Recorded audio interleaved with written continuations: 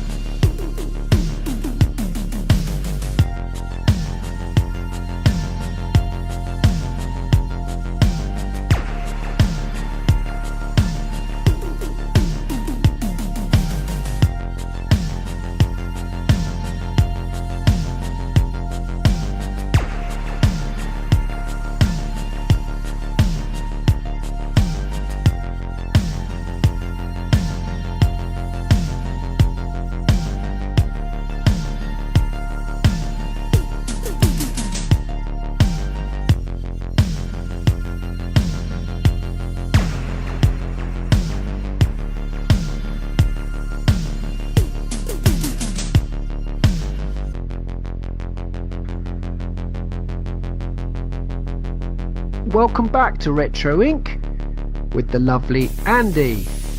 Hello. Jeremy. Hello, I'm just Jeremy. I'm not lovely. And myself, Adam.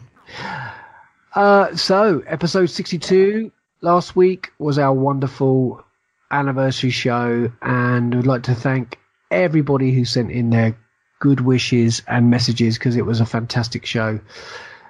Andy, you've had a very busy weekend, and you did something very retro yesterday. Do you want to talk about what you got up to yesterday? I went to a medieval tournament.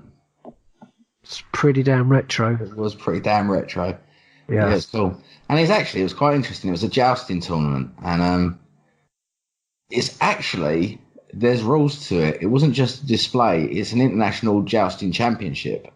So there's actual rule sets to it, and there is actually kind of like scoring where this continues through their championships. So that was kind of added something to it, because I've seen things like this before and it's just displays. You know, you've got a couple of guys hitting each other with swords and, you know, having a bit of fun. But it was bizarre. Like when we watched the main event at the end of the day as well, which was jousting, because before it was like tests, so they'd be riding around the arena and they'd have to cut an apple off the top of a plinth with their swords, and they'd get points for certain things, and you know. But when it comes to the jousting at the end of the day, there was a guy called Andy Dean who was for the UK, and he's been doing this for like 34 years. And he's actually a Chatham dock worker. Is what he is by day, but he's in international jousting competitions. And yeah, we was against France. There was 3 guys from France against 3 British guys, and it was really weird to watch because we're kind of sitting there enjoying it, and there's all the pageantry with it. You know, they've got this lady on a horse who's the referee, and you know, this guy all dressed up on his horse being like the compere for the show. But there was a couple of times where some of them were actually getting quite angry with the other team for doing certain things. Like there was one point where this French guy was really shouting at one of his squires, and he was like, "Yeah, I know, I've told her, just shut up about it." Like they were actually getting quite heated over, like, you know, apparently this guy was moving his shield as they were going towards each other on the joust, and he was getting more and more peed off with him doing it, and nobody was pulling him up. So it was quite weird seeing that. You're thinking, I'm just here for a display, and they were really into it. There is a lot of showmanship, isn't there, with it as well? There's a lot of sort of bit like wrestling where they go, come on, and cheer the black guy in black. And he's actually, there was none of that. Stuff. Some people started booing when he said France, and he said, no, none of that here.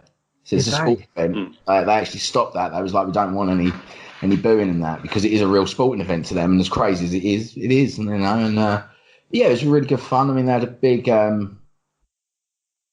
this was at Leeds Castle, so they actually had a big like display up as well. But what was mad about it, we went around and we could try on armours and we could, you know, play with the swords, and there was people there that were talking about like needlework and things in the past, and then, you know, all of these people are enthusiasts, kind of like what we do here, but their bag is medieval history. And we watched a gun show. Well, my wife watched 2 gun shows yesterday, one from me, and But they actually had big, like the big cannons, muskets, and things like that. We watched the trebuchet being fired as well. They had metal work going on, so people were actually doing proper smithing. And the mad thing is we were talking to one of them, and they actually all slept in their yurts. They did, yeah. Stayed there at the show that night, and there was beds inside there, and they were actually cooking dinners on the thing. One of them was cooking roast beef over a pit, skins, and making these like medieval biscuits with currants in and stuff that they were. Her daughter was standing there making them, flattening them out, and then baking them on the coals and things. So it was pretty mad seeing all that. It was really good fun. It was a good day that. It's really big in Eastern Europe. They're massively into medieval reenactments, and we used to go to we go to Hurstman Zoo, which is down in East Sussex, and the festival is just epic. Yeah, and you can watch people skinning rabbits, but I love all that, mate, and I love all the LARPing and dressing up, and it's just. You know, they wouldn't call it dressing up because they live it, don't they? They literally. Yeah, totally. I mean, like even the woman that was, because my daughter's really into designing clothes. It's something that bizarre at her age to be really into and want to do. So, you know, we kind of like try and push her a little bit with it. And there was this woman standing there, and my daughter was looking at this like dress. It almost looked like something Sansa would wear in season 1 of Game of Thrones, you know. Mm-hmm. And she was looking at it, and she started telling her about how that would be for the wealthy and the rich, and you know, it's extra long so that it would trail through the mud to show peasants it didn't matter that it got dirty because I've got another one at home. And, you know, it was all over the top. So it just showed the money, there was rabbit fur in there. And my daughter was transfixed to it because the people that do it, and I give them full credit, they're 100% committed to their cause. Like she was really interested to sit there and talk about needlework, and she was explaining about all the needles and how rich people would have had silver ones, but hers were made of copper and other things that would bend. And, you know, she showed her the peasant one, and then she let her wear it. And, you know, I did make the comparison. She went, like 99% of the population would have worn these peasant ones, and these would have been for the other. I went, so exactly like today then. There's the 1%, yeah. And she was like, yep, nothing's changed. But yeah, it was just really good fun seeing it all, and, you know, letting you pick up all the swords, and, you know, my wife getting smacked in the head by a halberd by this kid accidentally. That was fun. Paid him $5 afterwards. Gold coins. There's an old village near us called Offham. Do you know Offham? You know, there's a quintain on the green there. The medieval quintain. The quintain is what they used to practice jousting with. You've got like a plate that they would hit and a counterbalance. Spin round. Yeah. And they've still got one on the. Yeah, they did some of that there when we were there. That was part of one of the trials for it as well. Was the quintain, and they were hitting it, and obviously he was explaining that if you didn't hit it hard enough, it would swing around and hit you in the back of the head while you were riding past. Yeah. And that you had to hit it at the right speed as well. And they explained all about the jousting as well, how it come about when two knights were basically just like, do you want to have a go at this? But we promised not to kill each other. It was more of a practice thing, and they put on these tips that would shatter rather than impale, and it was actually more of a sportsman thing back then, jousting. It was genuinely two knights just having a bit of fun for sport, but obviously it did go wrong sometimes because who was it? I can't remember who said now, but one king was even killed in the joust when the lance went through his visor in his eyes. And you know that's like any sport, obviously there's danger. It's really fun to watch. Well, it doesn't. Also, I mean, I got really into it. I mean, as you guys know, I've got full Jedi robes and everything, and I've got the robe, and so I thought, well, I could be a monk, medieval monk. So I bought the trousers, I bought the belt, and I got a big hairline cross. I got the hairline, of course. But then I wanted to carry a sword, so I was like looking into how do I, as a monk, carry a sword, if that's possible. So obviously I've got a medieval broadsword, which I actually bought at a medieval festival, and a frog, which is a way of holding the sword and everything. But it's quite awesome. It really is quite awesome going to these events, and you can get really into it. Really into it. Jeremy, what have you done this week? You done anything cool, exciting? No, I'm fairly boring, to be fair. I haven't done really anything. I haven't really done anything this week. Really? Just trying to earn some money doing a rubbish job. Oh dear. About it. You guys watched anything? I know we're gonna talk a little bit of Game of Thrones at the end of the show. Spoilers inbound there. there will be a lot of spoilers in there because it was the final episode that we'll be talking about. Have you guys caught up on any viewings this week? We did watch last Sunday. We watched John Wick, didn't we? Which was great. Oh yeah, I've watched John Wick 3 now. Ah, yes. And I would say that's the best one out of all of them. Oh my God, how fantastic! Really, really good. And you can't. Everyone's got amazing hype, and everyone's saying it's brilliant. And you kind of go in there thinking, "Yeah, I never really believe that," because the third one's not always the best. And I think about 10 minutes into it, I'd already decided I liked it the most. It's just bedlam. It's great fun. Fancy that, Andy? More John Wick. Yeah. Second one yet, mate. Haven't you? No, I really like the first one. It's just one of those. I never really get around to putting it on. I don't know why. I should do because I like Keanu Reeves and I liked John Wick. So I picked up the DVD of John Wick for Jake today at a charity shop for £1. He's a big fan. He loves the first film. And I picked up on Blu-ray Enter the Dragon and the Terminator on Blu-ray for £1 and £2, respectively, which is nothing, is it, for Blu-ray? Did check out the nunchucker scene. Did watch the first sort of 20 minutes of Terminator. Noticed a couple of things that I didn't notice before. I completely forgot that Sarah Connor worked in a diner for some reason. I just was like, I don't remember this bit. No, I remember. And then when the kid puts the ice cream in her pocket, I was like, oh, yeah. I completely forgot about that. Mm. Yeah. So apart from Game of Thrones, Andy, have you watched anything this week of any interest? No. No. I honestly don't think I've sat in front of my TV this week. Oh, yeah. Jeremy, you also had some final episodes to catch up on too, didn't you? I watched what could possibly be the final ever episode of Lucifer. Yes. Which, if it ends there, it's fine with me. I'd be happy with that too. It was good. Mm-hmm. I watched the last ever Big Bang Theory as well. Yeah. Did you feel a little bit teary for that? No? No, I didn't think so. Yeah. No, don't do that. But it ended really well. I actually quite enjoyed it. Yeah, it was brilliant. Yeah, and then the last episode of Game of Thrones, which we'll get back to in a spoilerific way at the end of the show. Yes, indeed. Well, this week we've had the date May 25th. Well, in Star Wars, that's a really big date because that was the date. May the 25th be with you. We all know that saying. That was the date, obviously, that the fourth episode, or as it was known then, Star Wars was released. Really, for me, it was the film that started everything, to be honest. Absolutely everything. And 42 years ago, on May 25th in 1970, I was 7 years old, and it blew my mind. On May 25th in 1983, we had Return of the Jedi, which I think, Jeremy's, you pretty much... That's one of your... Possibly my favourite one, yeah. Where does that rate... Return of the Jedi? Yeah. Yeah, same here. Yeah. Mm.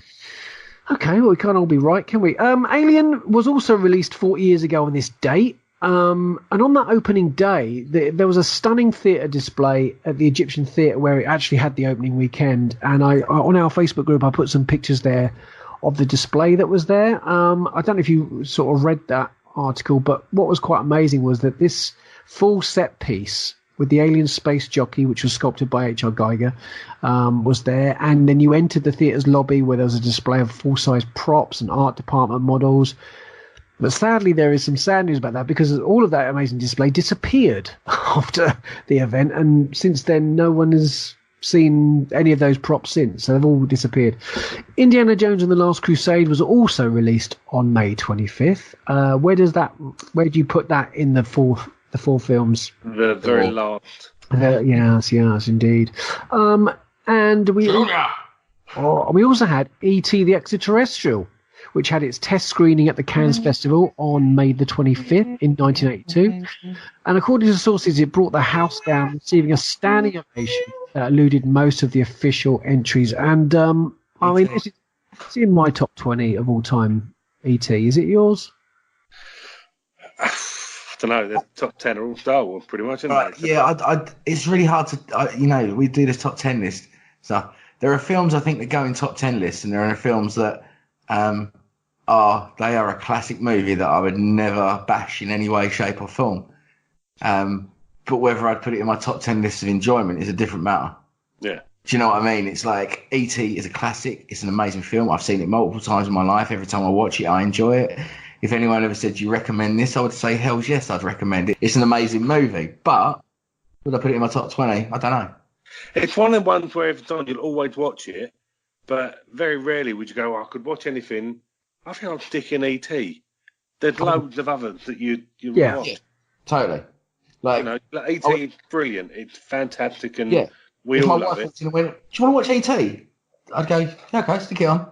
I wouldn't question it. It's E.T. Yeah, it wouldn't. I wouldn't question it either. Yeah. Yeah. I've got it on Blu-ray and digital, and obviously on DVD, and I've got it on VHS. And putting the VHS copy in is something special. Just seeing it with all the trailers beforehand is quite incredible. But it still stands up extremely well. I mean, even as E.T. was just a puppet, still looks pretty good. Still looks pretty good. Practical effects, mate, they make all the difference. Absolutely. Two films that I absolutely love are Interstellar and Inception. We can't all be right. No, we can't all be right. But I do love them. I think they're amazing. And I like Inception. I think Interstellar is the biggest overblown pile of poop in the last few years, to be honest with you. Well, you might not be so excited then on Christopher Nolan's news of his new movie, which is called Tenet. Which, if you know what the word means, it means principle or belief, especially one of the main principles of a religion or philosophy. And the title was written in the same font as Inception, and it's described as an action epic evolving from the world of international espionage beyond the cast and some of the crew that's in this. We've got actor Robert Pattinson. We've also got who else have we got in this fantastic film? We've got John David Washington from Black Klansman.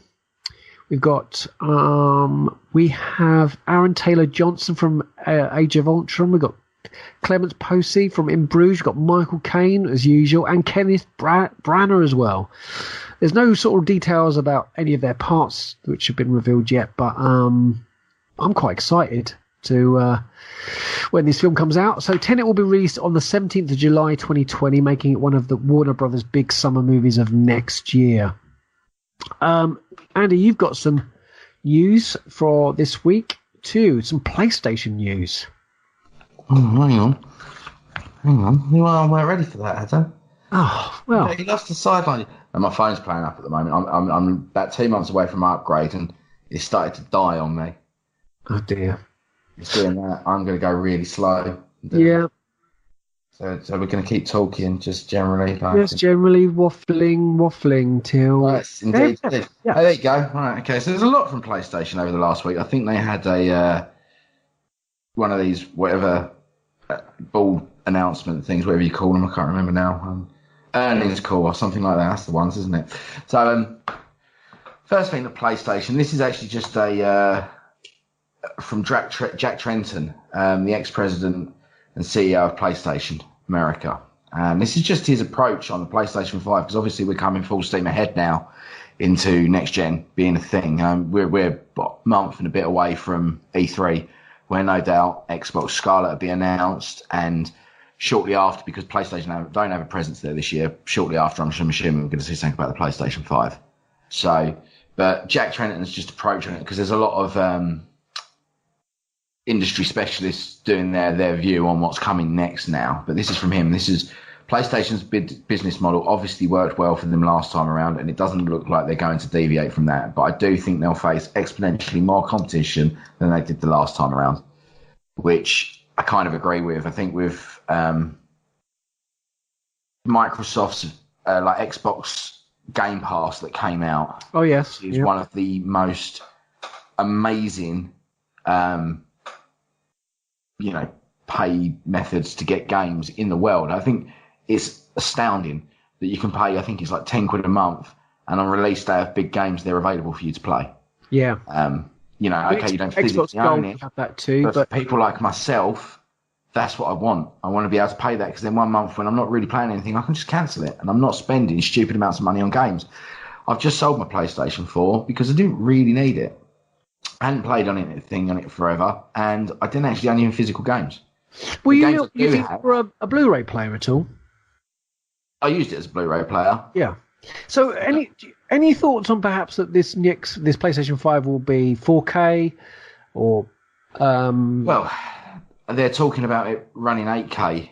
Right. You could, but obviously that doesn't matter because nobody's got 8K TVs. To have one, I think it's about £60,000 or something at the moment. Stupid at the minimum price of 8K TV. Will it have But a drive? what they're getting there is what they're saying there. If it is 8K possible, then what they're basically saying is most of your mid-range stuff will probably be playing in 4K. You know, mid to high range will be playing in 4K. Whereas at the moment it's 4K. The PlayStation Pro is 4K capable, but nothing's running in that. You know, it can upscale and it will look better on your TV, but nothing really is running, 60 frames a second 4K. It's not doing that. But I think this, obviously, more power and everything, what they've said is going to be in this system is a beast. But I kind of agree with Jack that Sony have got it locked down this generation cycle. They are by far the industry leader in selling consoles. But Microsoft have learned a lot from this last few years, and Microsoft is Microsoft. You know, they will continue to go on no matter what. They could bring out a doozy of a console, just like Nintendo have, and I think they'd be safe. They could bring out another one quite soon after and try and revert that. I don't think Sony have got that capability. I think if Sony really dropped the ball, they would lose a lot of people, and it'd be very hard for them to get back with gaming. So do you think this will contain a drive? Because obviously Xbox have announced that obviously the next one will be driveless. So no, they haven't. Streaming only. They haven't announced the next one will be driveless. They've just brought out the driveless Xbox One. Mm-hmm. The next one will still have physical media. Both of them will. Physical media is still a thing, and it's dying out. But there are people like us that like having physical media. Well, we want to play our old games, and this is it as well. You know, they're talking about both of these systems being completely backwards compatible. Potentially, you know, that'd be great for the PlayStation because PS3, PS4, PS2 and PS1 games you can play on there. That'd be brilliant, you know. And they've always said, Sony, that this is to do with supply and demand, basically. The reason why it's not there is because people say they want it, and if you actually look at statistics, nobody really uses it. It's just a nice thing that people want to have, but they don't make use of it when they do. But going into this next generation, I think it's going to be so much fun seeing these companies battle out. And what people have got to remember, and all these fanboys on the internet that do my head in with Team PlayStation and Team Xbox and all of this, they don't hate each other as companies. They quite like each other as companies. You know, without the other one can't survive as well. Competition's healthy. And they've just buddied up and started talking about doing partnerships as well soon. You know, and this is an amazing thing to see. And we know that cross-play is going to be coming next generation, more than likely. They've already announced that they can and that PlayStation probably will now. And these companies like each other. So the competition is healthy. Yeah, it is. Okay, they are still businesses and they still want to outsell the other one. But I can guarantee you, if you put their CEOs in a room together, they'd have a great laugh and a great bit of banter between them about who's doing better, you know, and they wouldn't be sitting there punching each other like idiots online do. I think cross platform gaming is definitely the way forward, and cross-play has got to happen, mate. It has to. Yeah, it's got to. I mean, there's the only way forward for a perpetual online world of driveless systems and stuff. It's got to be the thing. I want to be able to play. You know, me and you. I had a PlayStation 4. You've got an Xbox One. I want to play online with you, but I'm not going out and spending money on a system, an Xbox One.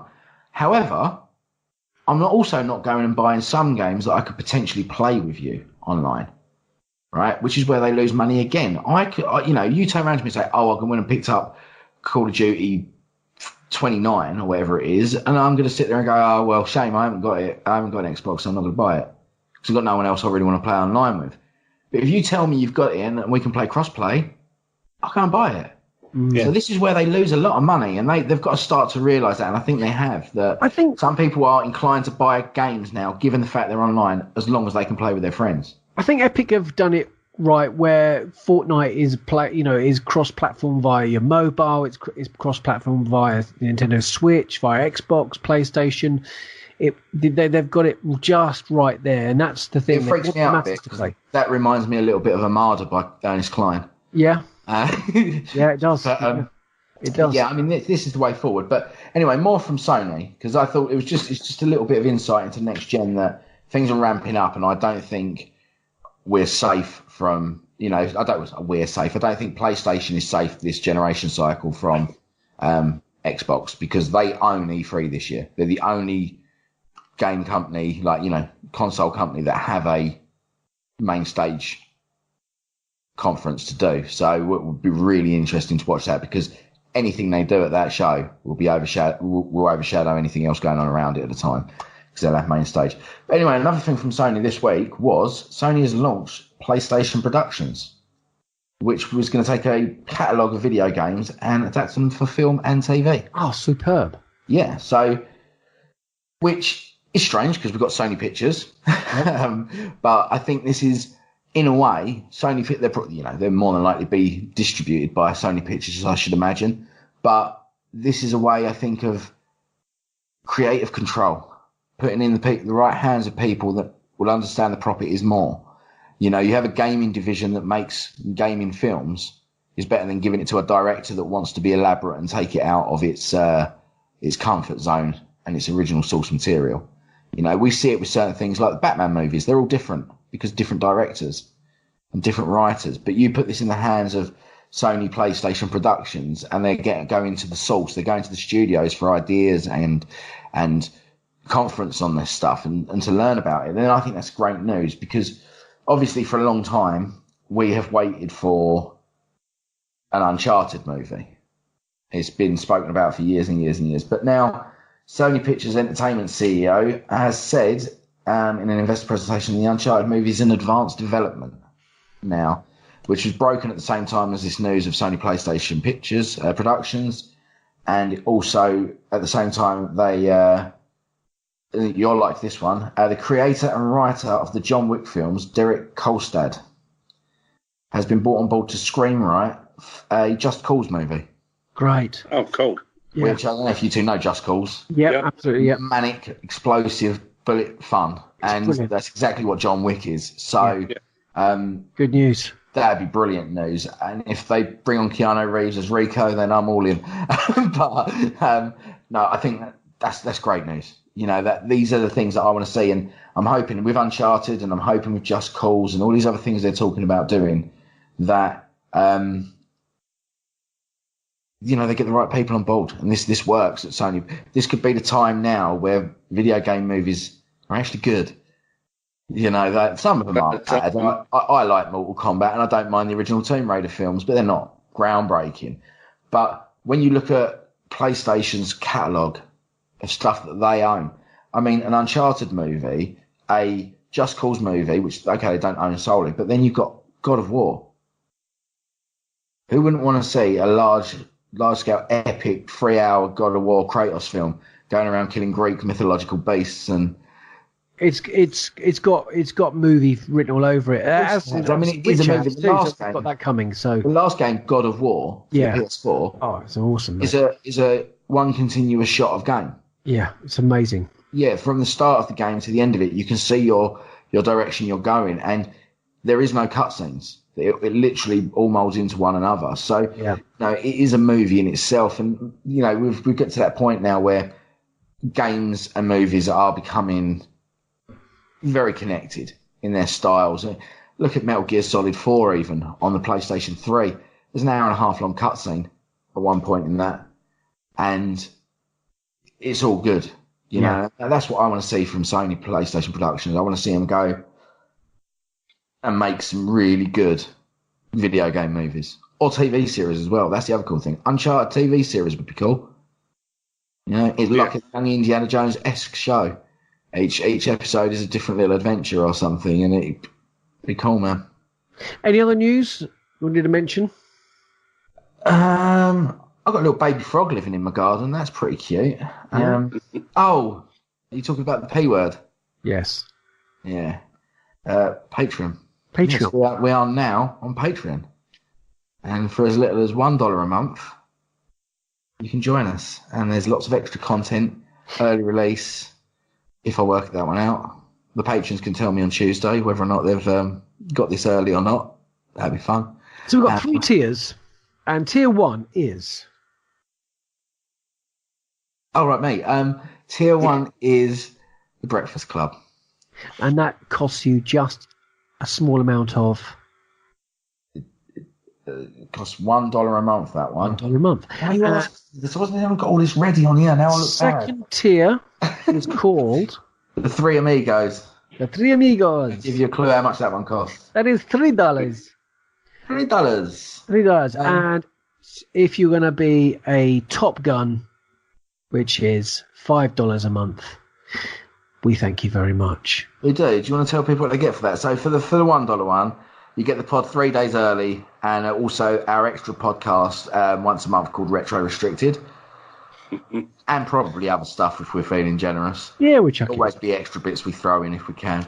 And then you get the Three Amigos, which is you get all the other benefits and also extra shows throughout the month with retro focused and other things that we've got planned. And in Top Gun, you get all the previous benefits as well as a place in our Retrobates gallery on our website, which, you know, I didn't expect someone to sign up to those ones so early, and now I've got to go make that. So sorry about your wait.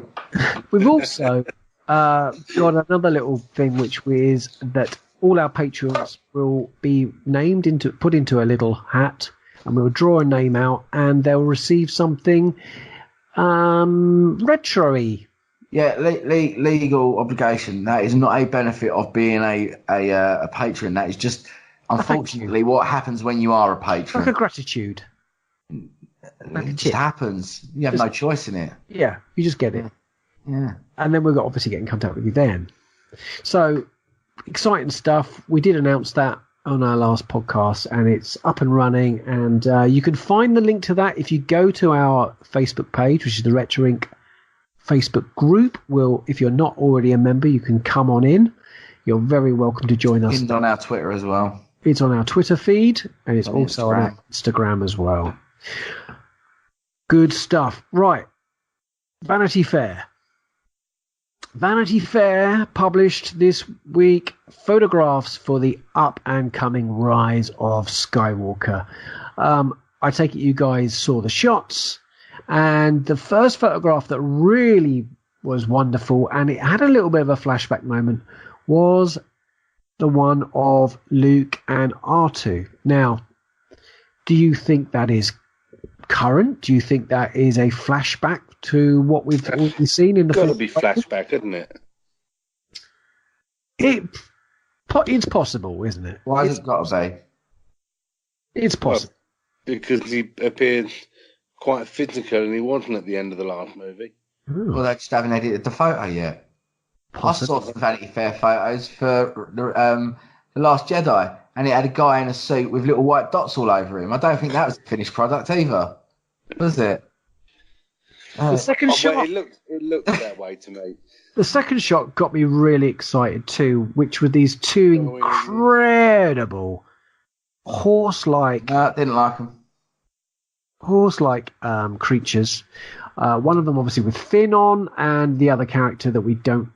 Oh, do we know the name of it? We really need more characters at this point. That's pretty awesome.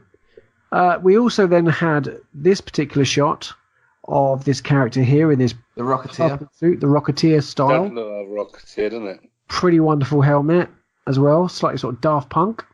And then we got what we think is possible of the Knights of Ren, and that great shot there with JJ. And then we got the one of Lando, Chewie, BB-8, and we got Poe in the cockpit of the Falcon, which I thought was really lovely. And the last and final shot, there was two more. Rey and Kylo look either having a duel or training. What do you think? I think they're fighting each other again. This very colourful shot of these creatures on a desert planet. Lovely colours. Doesn't tell us very much, but Really like that shot. And we got obviously the last one, which was Hux and Richard E. Grant's character. Good daddy. Yeah, I love Do you that. reckon it's his dad? Nah. No, Hux's dad's dead, didn't he? He killed him, I think. So, yeah. Did you like those shots overall? Did they do anything for you? Did you? All right. I must admit, I wasn't sure whether I wanted to see them when they came out. I was a bit like, I don't know if I want anything spoilt yet. They're never going to spoil anything with them anyway, are they? It's just nice to have a look at stuff and enjoy the beauty of it, I think. Yes, well, they certainly did that. And I really will be getting probably both those copies of Vanity Fair. Anything else, you guys, before we head on to Jeremy's quiz for this week? Nothing we can talk about without spoilery, really. Yes, that's very true. Okay, so I'm sorry, I'm just reading up on about General Hux's dad. Ah. Oh, yeah, I heard the dad died, and other people are saying that it's his dad, so... No, I don't think it's his dad. Well, Hux he's got different colour hair. He doesn't really look like him. I don't know. I don't think so. I don't think so. I think this is just a First Order officer of the highest esteem, I think. Snoke. Sorry, Matt, I'm finding it really hard to get behind Star Wars theorising lately because whatever we ever theorise is always wrong. So there's no excitement anymore. I just want to go to the film and watch it and go, yeah, I really enjoyed that. Dark Fate trailer. Dark Fate trailer. Sorry, Jeremy, what was... I'll tell you, the problem with the theorising is all the man babies who are wrong get the ump about it. Yeah, but then they still go they still going to spend £12 on the ticket for the next movie anyway, so let's just move on from... The Dark Fate trailer, Terminator, was released this week. And Jeremy, your reaction to that trailer? I'm indifferent to it at the moment. I'm bound to watch it because I love the Terminator movies, but I thought the franchise they peaked 20 odd years ago. Pardon? I loved the poster. I thought the poster was really lovely. Yeah, but I kind of get very lone. I get the feeling that Arnold's not really going to be in it very much, which is fine. I mean, he's a 70-odd-year-old guy. It's not really Sarah Connor show, and it's going to be terrible, mate. All I got from that trailer was this. I got all this sense of like excitement when James Cameron's back on board, Linda Hamilton's in it with Arnie, and then the trailer starts. And it looks like a generic Terminator film that we've seen 5 times over the last 10 years. It just reeks of Terminator 3 and Genesis for me. It just looked exactly like those movies, and nothing. Jeremy said it right. It peaked 20 odd years ago in 1992, wasn't it? I think when Terminator 2 came out, and after that, nothing really matters for me with Terminator. I like Salvation. I don't need to watch it. Yeah. Sorry. We had the Picard trailer as well for the forthcoming Star Trek. And the other thing that is being released this week is Godzilla. And Aladdin, don't forget that. Well, I was getting to that. But, yeah, Godzilla, mate. That's something I think that we've got to go and see, haven't we? Well, the thing about Godzilla is... I'm a massive Godzilla fan. It's going to be very different. He's awesome. But the first Godzilla, I like the Matthew Broderick one, that was good. But the more recent one, there wasn't enough Godzilla in it. There wasn't enough. It was dull. Kong was fantastic. It was a good Gareth movie. Gareth made a great movie. It wasn't full of Godzilla. It wasn't a great movie. It was a dull movie. He made a better monster movie called Monsters. Yeah. That didn't have a lot of monsters in it either, though, did it? Really? But no, it didn't. But that was suspenseful. Godzilla's supposed to be a Godzilla movie. When I go to see like a Smurfs movie with my daughter, I expect to see some Smurfs in it. You know, it's like Jurassic Park. I assume you have some dinosaurs in this park. You know, it's like the film was called Godzilla, and you know, it's like having a Terminator movie with like the Terminator in it for 5 minutes. You wouldn't be very happy, would you? No, I guess not. And Godzilla fought a couple of monsters. They wrecked the whole city, and you see none of it. It's a flashback on News Report. It's just meh. So much as I love Godzilla, I'm cautiously optimistic, should we say? Well, I'm going to go and watch it. Of course I am. We'll drop the trailer in. Well done. I'd already put the time code down for it a minute ago where it will fit. Now you've called attention to it. I've got a move said time code.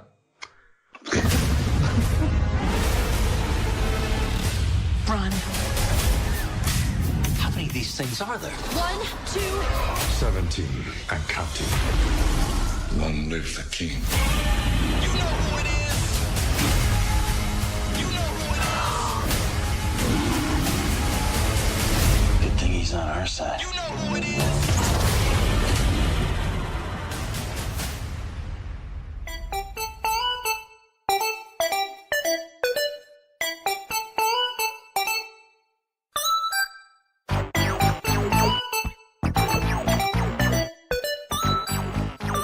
And so to this week's quiz.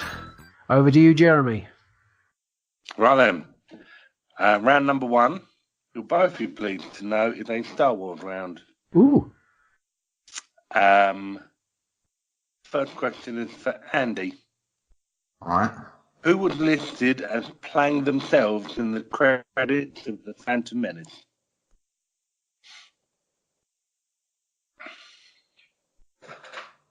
Who's listed? Who's credited as playing themselves? Mm-hmm. Yes. Oh.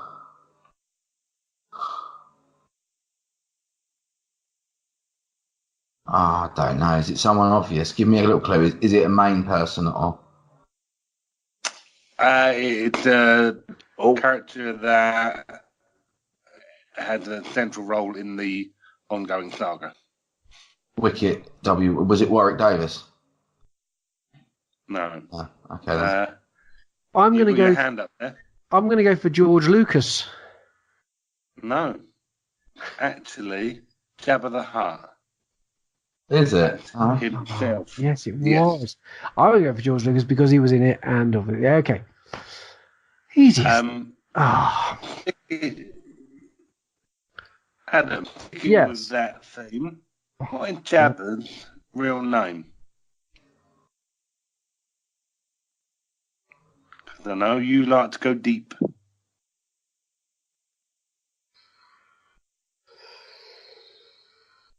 I'm going to have to pass. It's there. It's gone. I was really hoping you'd know this. Oh, God, of course I do. Go on. If you can get close to it, I'll give it to you. Andy, No. pass it over to you. It's not Hutt because that's. Yes, it's not hard. I can't remember it totally, but isn't it something like Jabba, to Julia or something like that? Yeah, we'll give you that one. Oh, That's about right. gee.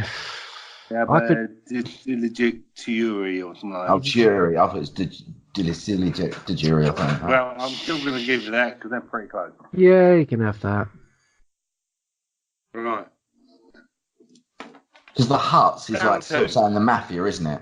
Yes. Yeah, it's like the mafia, Yeah. yeah. Wasn't Watu one as well, wasn't he? He was a Hutt of some kind. What other Hutt was he? Was he part of it? Yeah. No, Right, so, round number 2. This question is for you, Adam. Can you name the Prince album that the following tracks come off of? Yes.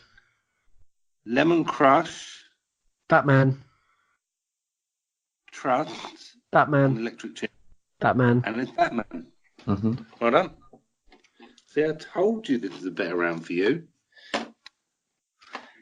Andy, can you name any song? Well, I only need you to name 3 songs to get your point that are featured in any way, shape, or form in the movie Shaun of the Dead? Ghost Town by Specials. Yep. Yeah. Purple Rain by Prince. Or a reference I heard. No, heard. Heard. Okay. White Lines. Yep. Don't Stop Me Now. Queen. Yep. Yep. Excellent. Well done. Yeah. I watched that today and I thought, I love it. I watched it the other night. On Netflix now, isn't it? Yeah. Right, the next one, I am going to ask Adam first. Adam, can you name me any wrestler who's won more than one Royal Rumble? Any wrestler. You only need to get one. The Undertaker. No. Can I have a go? Yeah, you can have a go. Ultimate Warrior.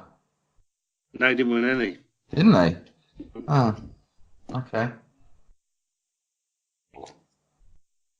Can I have a guess? If you think of the really big names, that's who they are. So British Hulk Bulldog. Hogan. Hulk Hogan, yeah. You've got Hulk Hogan, Shawn Michaels, Stone Cold, Triple H, Batista, Cena, and Orton. They've all won multiple Rumbles. On the other foot, Adam. Sorry, Yes. Andy. More of a wrestling fan. Can you name me any three Raw that are not multiple winners, obviously, because we listed them? Sorry, people that aren't Royal Rumble winners at all. Yeah. No, there are, but I've only won the one. Oh, I've only won the one. The Rock. Can't have take it because you already said that. Yeah, I'll give you that.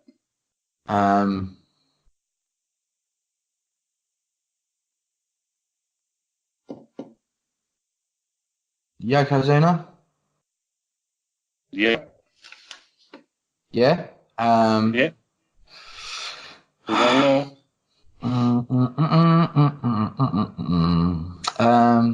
One more. I'm not 100% sure. I know Piper didn't. Go for someone else from back then. Who else was big? How about Rey Mysterio? Rey Mysterio did. Yeah. Indeed. Cool. So well done. You got your point there. Other winners were Jim Duggan, Big Jim Studd, Ric Flair, Bret Hart and Lex Luger won together, Vince McMahon, Brock Lesnar, Chris Benoit, Edge, Alberto Del Rio, Sheamus, Roman Reigns, Shinobu Nakamura, and Seth Rollins. You obviously had Sky as a kid, didn't you? I did have Sky as a kid, and I watched a lot And of it. I used to buy all the magazines as well. Yeah. Right. Your favourite round coming up next is the lyrics round. Oh, okay. Which you love a bit of that, don't you? Oh, yes. Not just, it's the way he tells them, though. Yeah. The way he tells them. Right. So, Adam. Yes. Come with you third. Out where the river broke, the bloodwood and the desert oak, Holden wrecked and boiling diesels, steaming 45 degrees. I'll do another chapter, or verse. The time has come to say fair's fair, to pay the rent, to pay our share. The time has come, and fact to fact, it belongs to them, let's give it back.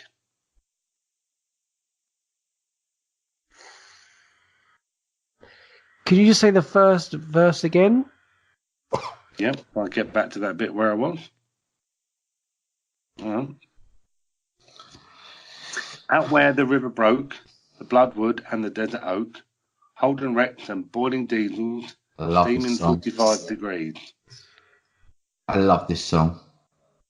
It's a big un, It is. and you'll know it when we tell you. Yeah. Go on, Andy. How can we sleep while our beds are turning? Oh, God. Beds are burning midnight oil. I hate that song. When the earth is turning, beds are As soon as burning. I hear that, da-na-na, the beginning, I I'm love off. it. Switch it off. It's a wonderful song. Right then. Stand it. Well, not everyone can be right, can they? Yeah, Sorry, no, Midnight Oil, but really don't like that your song. Well, moving on. I've just insulted two of our Australian listeners. And we love that song. I had the single and everything. Right. You only got to insult Matt by suggesting that he drinks Foster's. It's the only time I've ever seen him slightly irate about something. I'd never do that. Right, so we're ready. Andy, swing low in the dark glass hour. You turn and cower. You see it turn to dust. Move on to a stone dark night. We take to fight. Snowfall turns to rust. Oh. Shall I do another verse? Yes, please. Yeah. Theme in a fusing mind, like a nursing rhyme. Fat man starts to fall. Here in a hostile place, I hear your face start to call. So you do that one again? Yeah, hang on. Swing low in a dark glass hour. You turn and cower. See it turn to dust. Move on a stone dark night. We take to fight. Snowfall turns to rust. Theme in a fusing mind, like a nursing rhyme. Fat man starts to fall. Here in a hostile place, I hear your face start to call. No,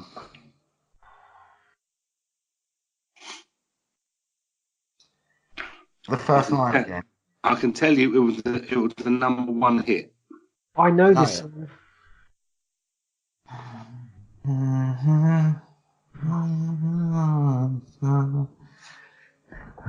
I'm right, and I can't. It's your question.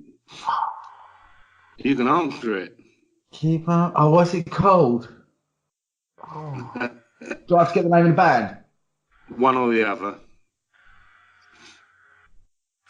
I want to say it's called Inside, It is. but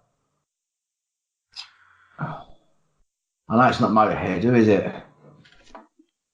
I'll tell you, because they're pretty much a one-hit wonder. It was Stiltskin. Stiltskin. Skin. From the Levi's advert. Yes. On every Greatest Hits of Rock album, And or also Dad's Drive Time album. My bodybuilding posing music. There you go. I think it was more hopeful that you'd keep your old chap in your budgie smugglers. That's Well, what it's hard to. you've got to keep it all inside. That's it. As you are in the leads, Andy, do you want questions A or questions B on the next round? I want the Red Dwarf question. Oh, there isn't any. A. Okay. What has the hazelnut in every bite? Oh.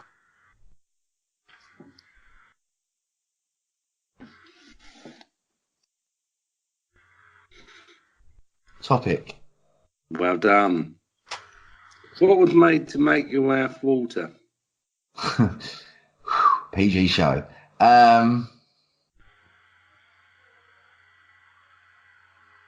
Made to make. I know the song. Made to make your mouth water. No, it wasn't Fruit Pastels, is it? Roundtree's Fruit Pastels. Opal No. Fruits. Opal Fruits. Yeah, okay. And one more. Not a fan. What had the tagline, what's the worst that can happen? Me. Dr. Pepper. Dr. Pepper indeed. Well done. So, That is pretty much like mantra. So, Adam. Yes. What was Full of Eastern Promise? Turkish Delight. My ex. What is the Taste of Paradise? My ex. Bounty. Indeed. What was soft on the outside and crunchy on the inside? My ex. They never found her.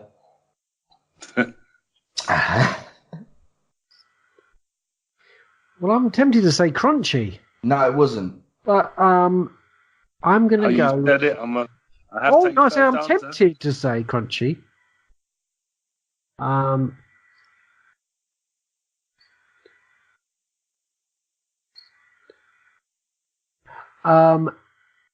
Double Decker.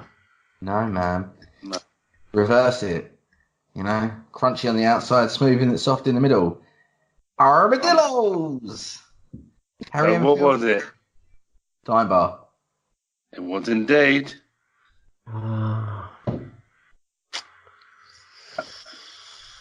The next round I'm calling high, low, or stick. Now, there's 12 Mate. questions. I need you to take it in turn to give me a number between 1 and 12. Now, I'm famous for knocking the height of Tom Cruise. Now, there are many actors and actresses who are of a similar height that are also very good actors and fine people, I'm sure. What I need you to do is we'll ask me a number between 1 and 12. I will tell you the name of the actor or the actress, and you need to tell me if their height is higher, lower, or the same as Mr. Cruise. Love So it. you got high, low, or stick if it's the same. So, Andy, you're in the lead. You get to choose first between This 1 and first one's 12, going to please. Warwick Davis. No, between 1 and 12, they're random, so you're okay. You pick it. Number 5, please. Number 5, Al Pacino. High, low, or stick? Low. Afraid that's incorrect. As you've only got 3 options, I'm not passing them over on this one. He is the same height. No. Adam, Hoo-wah. any numbers in 1 and 12? It's not 5. Number 3. Number 3, Jack Black. High, low, or stick? Oh. Jack Black. I would say he's the same height as Tom Cruise. No. He's Lower. actually shorter. Is he He's shorter? 5'6". He's really Tom short, Cruise mate. towered Yeah, over I know him. he's very short. Yeah, okay.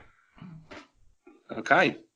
So other than 3 and 5, can we have a number between 1 and 12? Number 1, please. Bob Hoskins. High, low, or stick? Lower. Lower indeed. He is 5'6". Well done. We have a point. Adam.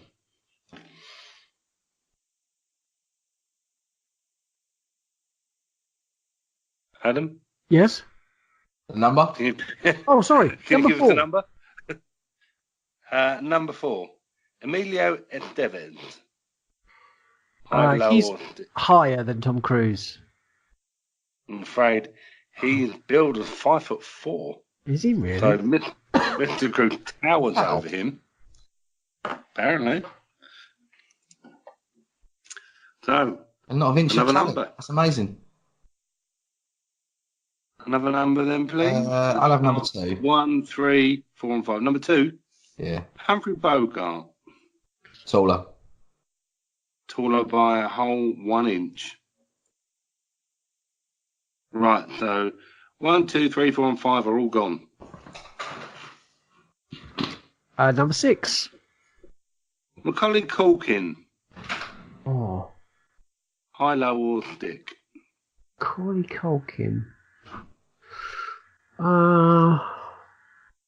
He's quite lean and tall now, so I'm going to say he's taller than Tom Cruise. I'm afraid he is stick. He's 5'7". Same Oh, height. Yeah, Oh, come on, mate. Think of the last film you saw Macaulay Culkin in. He couldn't even reach that doorknob for I those saw him. 2 thieves. Yeah, but I saw him on an interview the other day. He was very tall and slim and skinny, and I presumed he was taller and Yeah, skinny. heroin does that to you. Right, so we've got And 7, then- 8, 9, 10, 11, and 12. 8. Christian Slater. Shorter. He is stick in same height. So we've got 7, 9, 10, 11, and 12. I'll have number 7 then, please. Jet Li.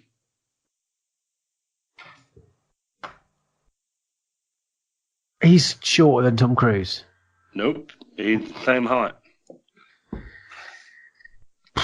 So we've now got... We're doing well, aren't we? Sorry to listen. Well. You probably think it's boring. But we got 9, 10, 11, and 12. 12. Tiny Temper. Well, it's in his name, isn't it? Little Angry. I'd say he's tinier. He's taller. He's 5'8". Right, 9, 10, or 11. Number 11. And, you'll need to get all of these right to win. Oh, well, we're just guessing here, aren't we? So Rihanna. Oh, she's taller than Tom Cruise. She is taller than Tom Cruise. She's beautiful. Well done. Yeah. 9 and 10. We've lost Andy now. He's gone off wistfully. Yeah, I have into Rihanna world. You know, she's got this amazing quote, and she said, "In life, I never look behind me unless my ass is in the mirror." Oh. And you know what? I mean, that's a good ethos to have. That. It's a good one, isn't it? Yeah. For me, number 11. I think she'd let you stand under her umbrella as well. I'd hold it for her wherever she went, like a princess. Jeremy's left the conversation. I think too much Rihanna talk got him a little bit. Yes, he's left. That's right. He's back in now. Oh, he's I'm not going to back. edit this out. Just shows how unprofessional he is. Having to go away to do Rihanna pictures. Right. Right. So, we're at number 9 or 10. Yeah, sorry, then. Who's goes it? It's mine. Andy's go. It's Andy's go. Yeah, I'll go for number 9. Zac Efron. Shorter. Taller. See, 5'8". again, doesn't matter. I could look at Zac Efron for hours. Right, so number 10. Number 10 I'll have then. Is Usher.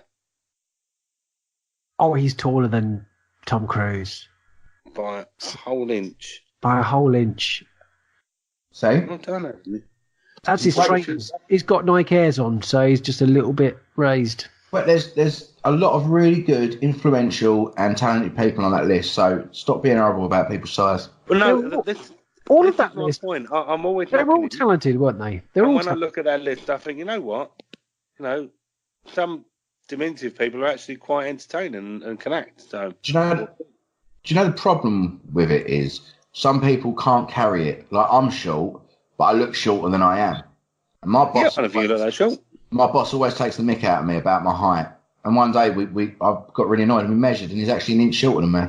You were perfect height for me to give you a cuddle and your head just gently nestling on my chest. It does, and I'll get your beard just rub on the sort of top bit near my ear on my head there. Like fuzzy felt, you stick together after pull you apart. Like Yeah. the bottom. I mean, you don't have to pull us apart. I'll happily stay there, nestled there for a while. Yeah. Right, so the next one. Okay. 7. Yes. Is the Cornetto trilogy question. Oh. Now, there have been 5 actors and actresses, other than Nick Frost and Simon Pegg, that have appeared in all 3 movies. Now, Andy, you're in the lead. So you get to tell me one of them first. Has appeared in every other movie that was in all 3 of them. All 3 of the Cornetto trilogy. Do I have to know the actor's name? The actor's name is what I want. Martin Freeman. Yep, that's it. You've got your point. Well done. And Adam, Mr. Sheldon, can you lend me another one? I'm going to say that I can't pronounce his last name. I'm going to say Peter Serafinovich. Serafinovich. Yes. He was only in 2 of them. Oh. Is there more? Do I get more chances? I'll give you another chance. Go on then. What's his dad's name that's not his dad? Philip. Philip, yeah. Yeah, he's in them all. The actor. Cameron, what's his name? He's in Love Actually as well. He is. Don't Google it. You're not allowed to Google. I can see the glow of his phone on his face. Don't matter. He's not going to get another point out of it. It don't matter. Okay. Bill Nye, isn't it? That's it. Bill Nye, yeah. Jessica Stevenson. No, Rafe Ball was one. Yeah. Baseball. Tamsin Greig. No, the other it's not. two are Julia Deacon and Patricia Franklin. Right. There you go. Who are Patricia Franklin in particular was the old lady in the bar who was a maniac of some kind. Yeah. Right. Question number 8 for Adam. In the UK, what was the best-selling album of the 1980s? In the UK, best-selling album. In the UK, not worldwide, not America, UK. Let's see, in the UK in the 1980s.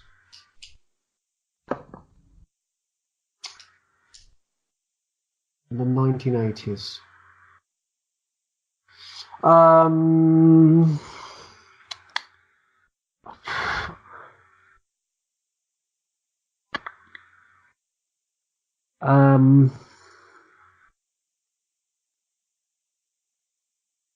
There's people screaming at you at the The problem moment. is, okay, I'm going to go for. I'm going to go for Thriller. No. Do you know what it is? So I'd like to say it's Bob Marley Legend. I mean, who doesn't have that album? I don't. Oh. That was remastered, mate. That was much later. The album. Yeah, okay, I've had Go on one. then, Andy, have a guess. In 1980s UK, well, I think the way you're stipulating UK is it's not going to be like Michael Jackson or something. Because I would have gone with Bad, would have been my guess for that. But UK, it's going to be someone really stupid, like, you know, not Robson and Jerome, but that sort of ilk, I think. Even down to like Rick Astley or, Alec Jones Snowman? Was it maybe that? Is No. that your guess? Yeah, I'm going to go with that. Actually, and you'll kick yourselves, Brothers in Arms, Dire Straits. Oh, yeah. Okay. That was I'll pretty big allow set. that. Mhm. So, Andy, what was the biggest selling album in the UK in the 1990s?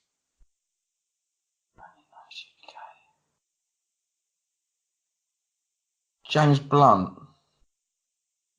Oh, it's a bit too early for him. Is it? Yeah, he was 2000s, wasn't he? Yeah. Adam, do you want to have a go at it? Yeah, I love it. Have I said it already? Yeah. No, you haven't. No, All right. you're right. In the UK, Yeah. I'm going to go for in the 1990s. Yeah.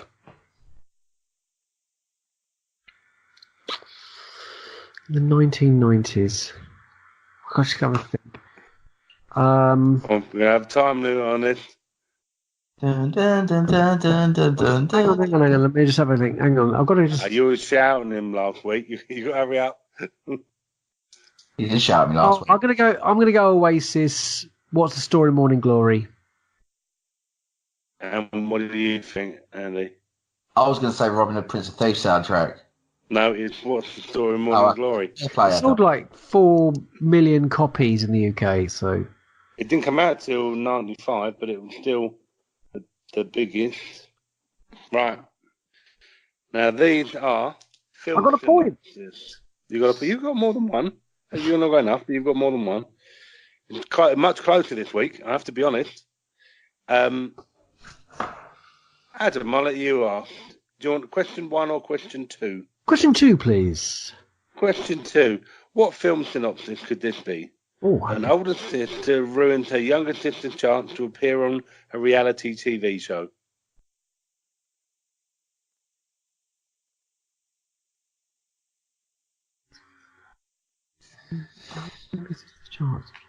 Oh. Show. Is this actually official synopsis or is this... No, this is my take on it. Oh, Right. your take on it. Oh, I see. Right. Yeah. An older sister ruins a younger sister's chance appearing on a reality TV show. Mm-hmm.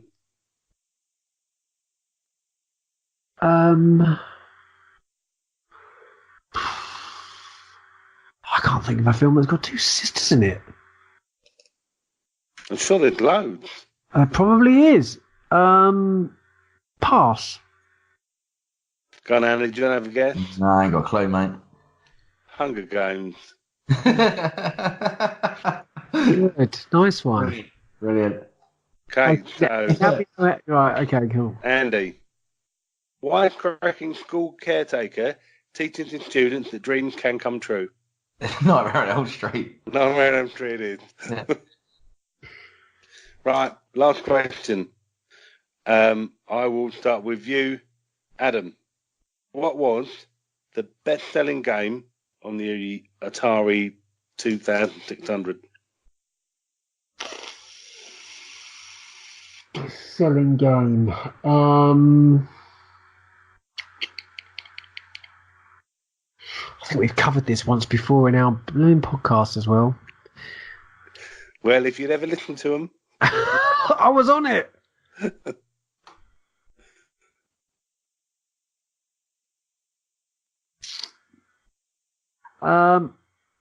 Berserk. No, I'm taking that as your answer. Yeah, go on. Andy. Do you know? Pitfall. No, Pitfall was the second best-selling game. Donkey Kong. Best-selling game, Pac-Man. Oh, Pac-Man, okay. So in the same vein, As easy as that. Andy, what was the best-selling game on the Mega Drive? Sonic 2. No. Adam? Selling game on the Mega Drive. Let's go for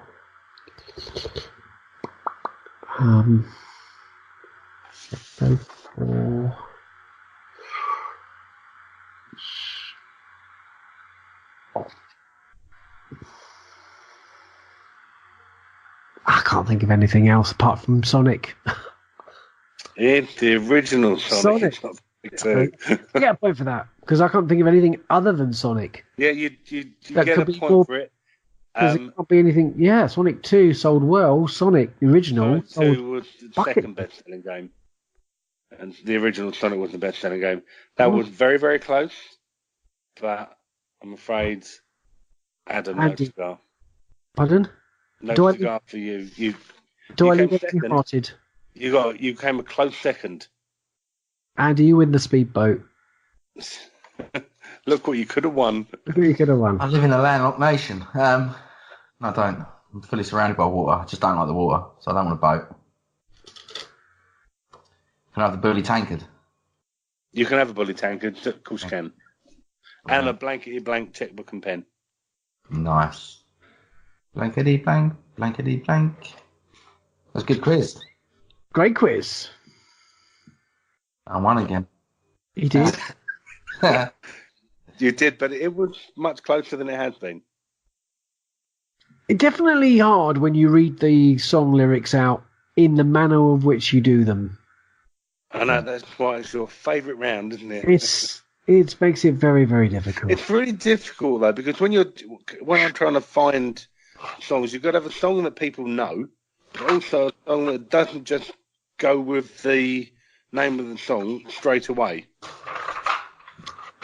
Absolutely. But I must admit, Andy got both of them, so... He did. He did very well indeed. Okay, so before we sort of get to the end of this week's show, we have to talk Game of Thrones. Final episode. Well, I was going to put the music in, but we don't want to elongate the podcast by another 45 minutes. Yeah, Game of Thrones ended, didn't it? And It did. in the typical world of the modern internet, there's a furor of rage and anger directed towards this final series. Now, my biggest issue with this online is one of the main concerns people have had is everything was rushed. And I used that. 8 years of it. I know, and I use the analogy of if you look at the 70-odd hours of film that we have for it, you know, and it was a movie that was 2 and a bit hours long. We're in essentially the last 10 minutes of that movie for this series. Yeah. And I think it felt rushed, and there is a little bit of that in there. I do give credit where credit's due. There is maybe a couple of storylines that were a bit like, oh, that happened a bit quick.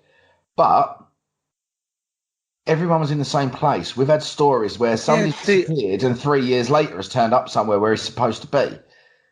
I think that people are saying, oh, all of a sudden they were at King's Landing. Well, they want a whole episode of them marching through the landscape and we're on our way to King's Landing. Yeah.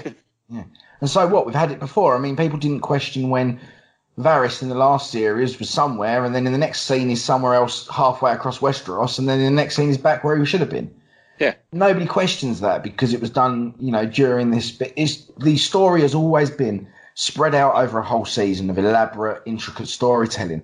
And we've got down to the last series of 6 episodes. There isn't much left to tell, and everyone's in the same place. There isn't any new story arcs being built into this. There's no story arcs that are needing to move forward in any way. They just needed to end. So that is what this series was. And, I can understand why some people might be a little bit, confused with, say, Daenerys' turn to the dark side right at the end quite quickly. But have they not watched the last 8 seasons? I know. It's pointed out, pretty much from the get-go of her becoming Khaleesi, that she will take what is hers with fire and blood.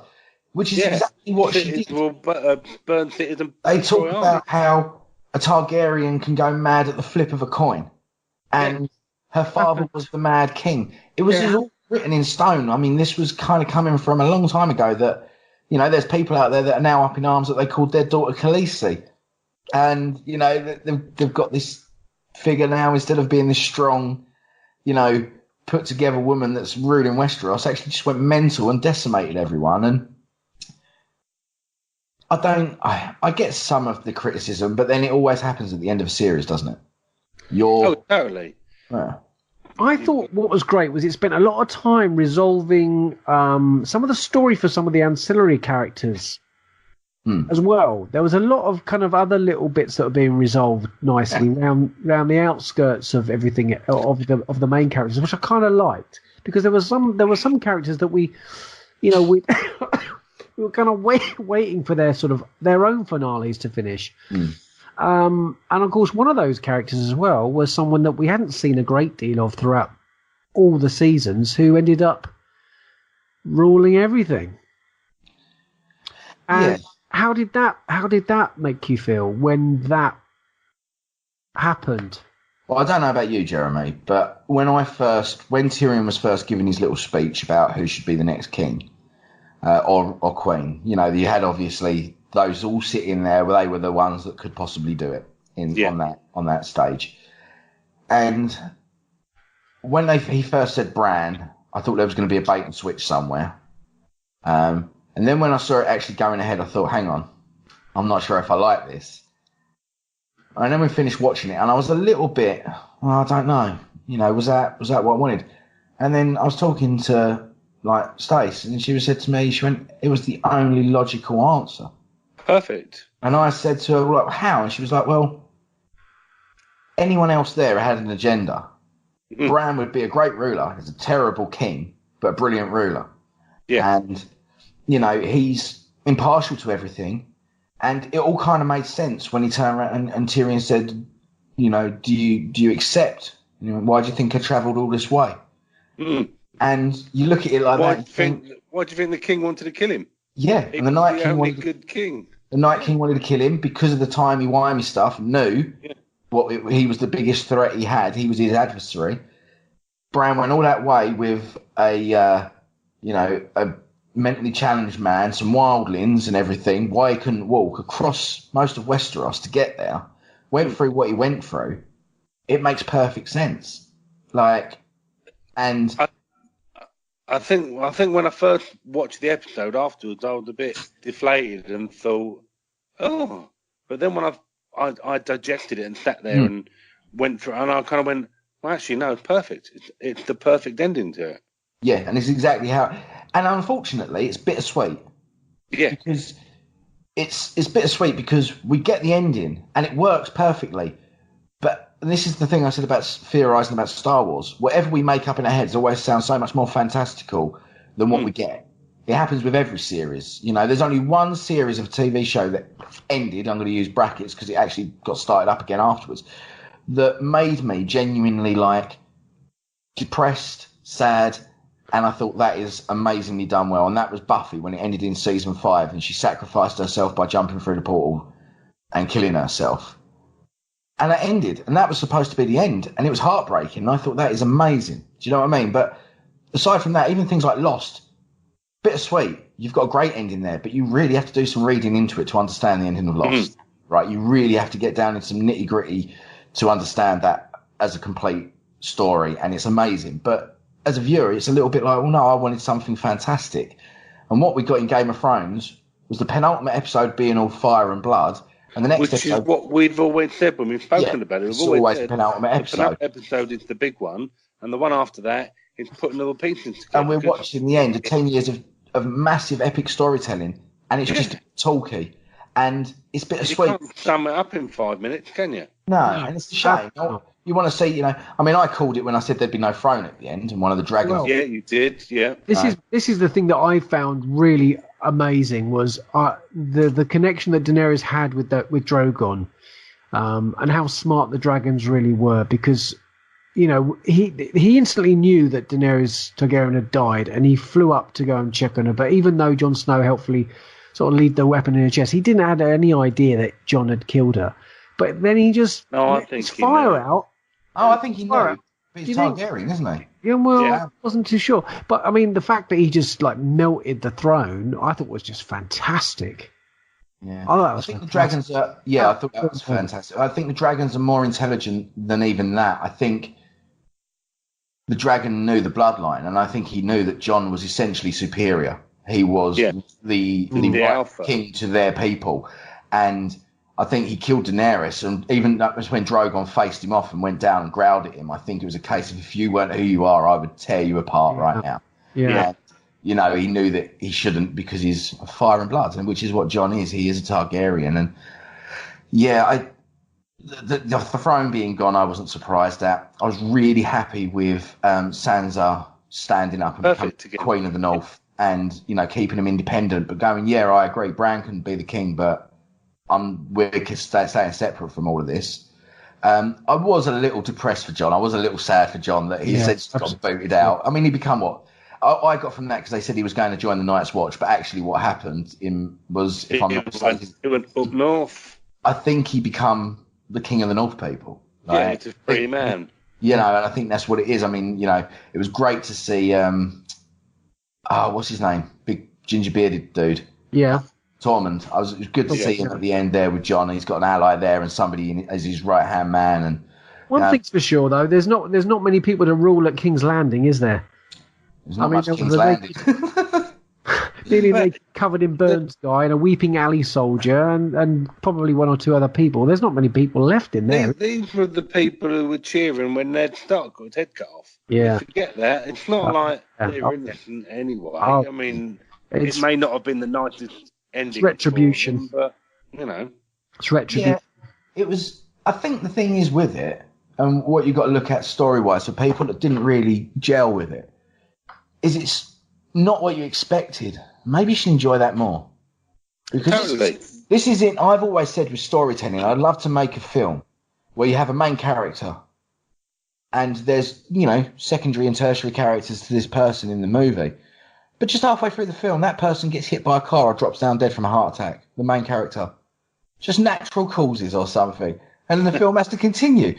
Because that's what happens in life. Wouldn't that make it much more realistic that halfway through the story, one of the people's just gone? Because it can happen. It can happen, you know, and that's the thing. It's weird to say it like that, but, you know, with Game of Thrones, it's that storytelling where we got to the end and we're like, right, Daenerys is going to fly this dragon across King's Landing. She's going to go up to the tower where Cersei is, or Cersei's going to jump out as she's about to fire the flames, kill her. So, you know, we got Daenerys going mad and Cersei getting buried in a load of rubble. And it was annoying because I'm thinking, I want something big happen here, but it wasn't. Yeah, but I liked it. Again, when I look back, I think, you know what? Cersei and Jaime ended up back together in their weird little way. And then they became insignificant. They were buried and nobody will ever find them. Yeah. Perfect. Yeah, and that's what I mean. But you look at the storytelling that way and really dig down into the roots of how Benioff and Wise have written this, is out of left field. It's not what anyone would expect. And I think the ending they're going to want is George R.R. Martin's. Because I bet you that's going to be a lot more elaborate. It's going to be word. It's going to be printed. So it's going to be dragons fighting in the sky. It'll be boring as well. Yeah, it will be. How did you both feel about Tyrion's future and his place in the last episode? King's Hand, he's happy. Yep. He's been King's Hand to, 4 people now, is it? Yeah. Hand of King. So, I mean, again, I think everyone got exactly what they deserved. Exactly. Again, a lot of people were going, I'd like him to be on the throne. But you're like, hang on, this was always going to be his job, wasn't it? Yeah. This is what I've said about Tyrion. Whether I got it right or not, who was on the throne at the end, which it didn't. Sam will just Tyrion would be like the general, which is essentially what Hand of the King is. Sam will he's there to call the shots. Nah. But I also liked Bronn as coin of the crown. Like, of all the people, it kind of works. Have a sellsword. They know more about money than most people do. And brothels. He's put some brothels as well. Yeah, I liked all of that, and it was bittersweet because obviously you saw it at the end. I liked it when they were all sitting around the table and they were like, "All right, what do we do now?" What was Brienne of Tarth's role going to be? I can't remember. Brienne of Tarth. She was writing the book, wasn't she? The things about Jaime and that, and it was sad for her, but her story did go full circle. I mean, she loved someone. It was Jaime, and I think she knew deep down inside he would always hurt her. He was the only character arc I didn't like. I found her scene where she's writing out the deeds in that book of Kingsguard Knights pretty touching, I thought. Yeah, it was. And I was a little bit... I thought Jaime's character progression in his arc was ruined in that last couple of episodes. That's the only one out of all of them that I was not happy with. I'm glad he got with Brienne, and I was hoping... Yes. When he went back to King's Landing, it was to tell Cersei to go do one. Yeah, she honoured Jaime in a very honourable way, which I thought was lovely. Jaime went full circle. Jaime never changed. I know, and it's a shame. That's why I didn't like that bit. It was the only disappointing thing for me was I thought Jaime was one of those that in the first season you hated him. By season 3 or 4, you're thinking this is the guy I'm rooting for, and then to do that to Brienne, it was another character who I absolutely adore. It was one of those. I'm just a bit like, I just wish you'd gone the other way with it. But they pulled the rug out from under their feet, didn't they? Exactly. And this is good writing when you're not expecting it. I was really pleased with the sort of the stately tone of it, the beautiful visuals, and the amount of time that we spent with the weight of Jon's decision, and his conversation with Tyrion about,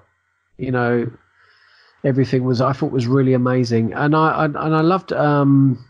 I thought Sansa was fabulous in this episode as well, and Arya's future of going off to explore worlds that we. Well, they're not doing a spin-off apparently, which would be a shame. No, it's prequels.